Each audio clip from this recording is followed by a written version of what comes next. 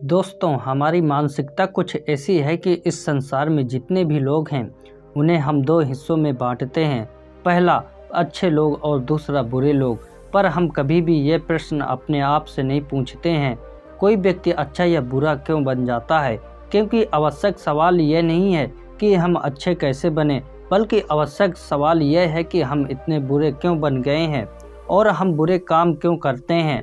दोस्तों, अगर आप भी इन दोनों के प्रश्नों के उत्तर आसान भाषा में जानना चाहते हैं तो आज की यह कहानी आपके लिए ही है। दोस्तों, इस कहानी को अंत तक जरूर सुने। तो चलिए कहानी की शुरुआत करते हैं।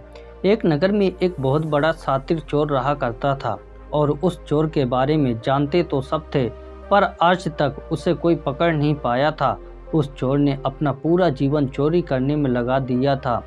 उसके पूरे नगर में और उसके आसपास के इलाकों में भी उसकी बराबरी का कोई चोर नहीं था। दोस्तों, उस चोर का एक बेटा भी था जिसे वह अपनी तरह एक शातिर चोर बनाना चाहता था।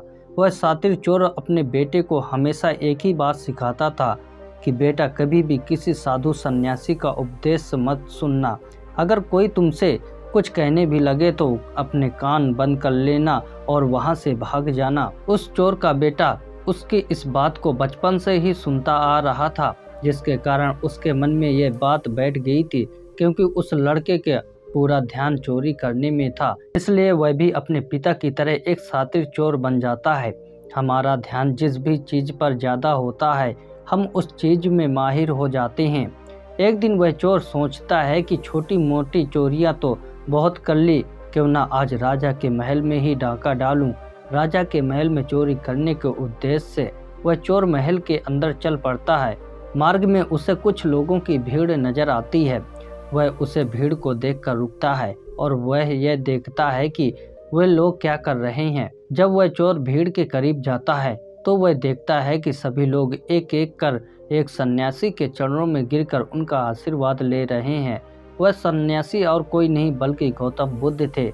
वह चोर बुद्ध को देखकर उनकी तरफ आकर्षित हो जाता है, क्योंकि उसने भी पहली बार इतने तेजस्वी व्यक्ति को देखा हुआ था। अचानक उसे अपने पिता की बात याद आ जाती है कि साधु सन्यासियों से दूर रहना चाहिए। एक बार तो वह सोचता है कि वह वहां से चला जाए, लेकिन फिर उसके मन में एक प्रश्न उठता है कि पिताजी ऐसा क्यों कहते थे। इस प्रश्न का उत्तर जानने के लिए वह चोर सभी लोगों के बीच में बैठ जाता है और गौतम बुद्ध का उपदेश सुनने लग जाता है। बुद्ध उस उपदेश में झूठ बोलने की व्यर्थता और विश्वासघात के बारे में बताते हैं। उपदेश से समाप्त होने के बाद वहां बैठे सभी लोग अपने अपने घर चले जाते हैं और वह चोर भी चोरी करने के लिए महल की ओर चल पड़ता है। रास्ते में चलते हुए चोर अपने मन में सोचता है कि क्यों ना आज उपदेश में कही हुई बातों को मानकर ही देख लिया जाए। उसके बाद वह चोर महल की दीवार पर से कूदकर जाने के बजाय महल के द्वार से ही अंदर प्रवेश करने लग जाता है। ऐसा करते देख महल के द्वारपाल उसे रोकते हैं और उससे पूछते हैं, तुम कौन हो भाई और कहाँ जा रहे हो। वह चोर द्वारपाल से कहता है कि मैं एक चोर हूँ और अंदर चोरी करने के लिए जा रहा हूँ। उस चोर की बात सुनकर द्वारपाल सोचता है कि महल का कोई एक नौकर होगा जो मुझसे मजाक कर रहा है।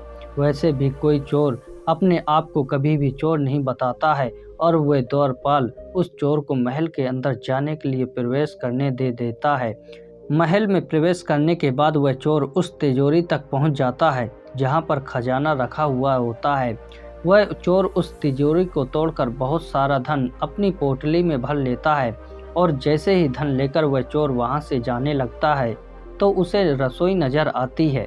महल के सभी लोग सो रहे थे, इसलिए रसोई में उस समय कोई भी नहीं था और उस चोर को बहुत जोर से भूख लगी हुई थी। इसलिए वो चोर रसोई में जाता है और अपना पेट भर के खाना खाता है। भोजन करके वह चोर वहां से जाने लगता है। तभी अचानक उसे बुद्ध की दूसरी बात याद आ जाती है कि जिसका हमने नमक खाया है हमें कभी भी उसके साथ विश्वासघात नहीं करना चाहिए। वह चोर मन ही मन सोचता है कि मैंने इन राजमहल वालों का नमक खाया हुआ है और अगर मैं इनके धन को चोरी करके ले जाऊंगा तो यह विश्वासघात होगा। इसलिए वह चोर उस धन को रसोई में ही छोड़कर जाने लग जाता है। ऐसा करते हुए उसे महल का एक व्यक्ति देखता है और वह शोर मचा देता है कि महल में चोर घुस गया है। राजा के सिपाही उस चोर को पकड़ लेते हैं और उसे राजा के पास ले जाते हैं और उसके बाद राजा उस चोर से पूछता है कि जब तुमने धन को चुरा ही लिया था तो तुम उसे छोड़कर क्यों चले जा रहे थे। वो चोर कहता है कि एक सन्यासी के उपदेश के कारण किसी के साथ विश्वासघात करना बुद्धिमत्ता नहीं है बल्कि मूर्खता है। जिसके भोजन को खाकर हमें जीवन मिला है उसके साथ हमें कभी भी विश्वासघात नहीं करना चाहिए। उस व्यक्ति की बात सुन राजा प्रभावित हो जाता है और उस चोर से कहता है कि यदि तुम ऐसे उपदेश बचपन से ही सुनते आते तो तुम कभी भी चोर बने ही ना होते। जाओ, मैं तुम्हें छोड़ता हूँ, लेकिन एक बात हमेशा याद रखना कि सही संगत और सही उपदेश ही व्यक्ति के जीवन को बदल देते हैं।